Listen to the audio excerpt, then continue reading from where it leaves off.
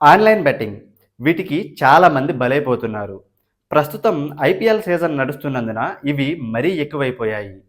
Online betting యాప్స్‌ను promote చేసేవారు కోట్ల రూపాయలు అక్రమంగా సంపాదిస్తుంటే, వాటిని నమ్ముకున్న వారు మాత్రం అప్పు చేసి మరీ బెట్టింగ్ ఆడి డబ్బును కోల్పోయి చివరికి ఆత్మహత్యలు చేసుకుంటున్నారు. ఇలాంటి వాటిని నియంత్రించేందుకు తెలంగాణ గేమింగ్ చట్టం 2017ను పోలీసులు పకడ్బందీగా అమలు చేస్తున్నారు. అయినప్పటికీ ఆన్‌లైన్ బెట్టింగ్ దందా నియంత్రణలోకి వచ్చిన దాఖలాలైతే కనిపించట్లేదు. మరి వీటిని ఆపేదెలా?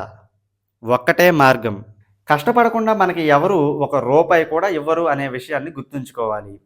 అత్యాశకి పోకుండా ఆన్‌లైన్ స్కామ్‌లపై అవగాహన పెంచుకొని, స్వీయ నియంత్రణ పాటించడమే దీనికున్న ఏకైక మార్గం.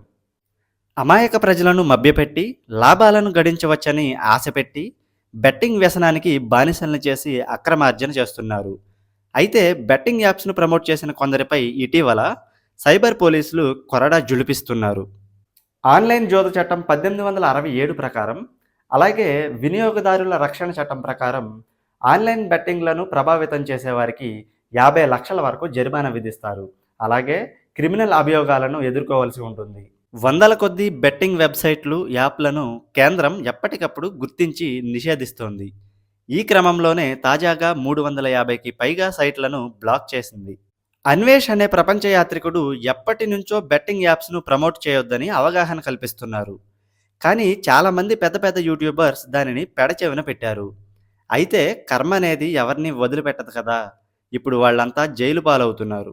సినీ తారలు, క్రికెటర్లు, సోషల్ మీడియా ఇన్‌ఫ్లుయెన్సర్లు ఈ బెట్టింగ్ యాప్‌లను ప్రమోట్ చేయడంతో జనాలు వీటికి ఆకర్షితులవుతున్నారు. అంతిమంగా సర్వం కోల్పోయి ప్రాణాలు తీసుకుంటున్నారు.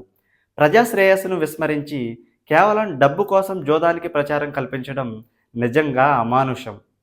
బెట్టింగ్ వల్ల బాగుపడేది ఏమీ ఉండదు.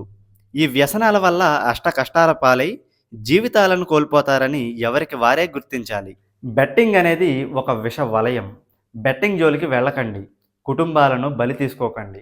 ఈ వీడియోను మీ స్నేహితులకు, సన్నిహితులకు, కుటుంబీకులకు షేర్ చేయండి. బెట్టింగ్ యాప్లపై అందరికీ అవగాహన కల్పించి, పౌరుడిగా మీ బాధ్యతను నిర్వర్తించండి. Thank you.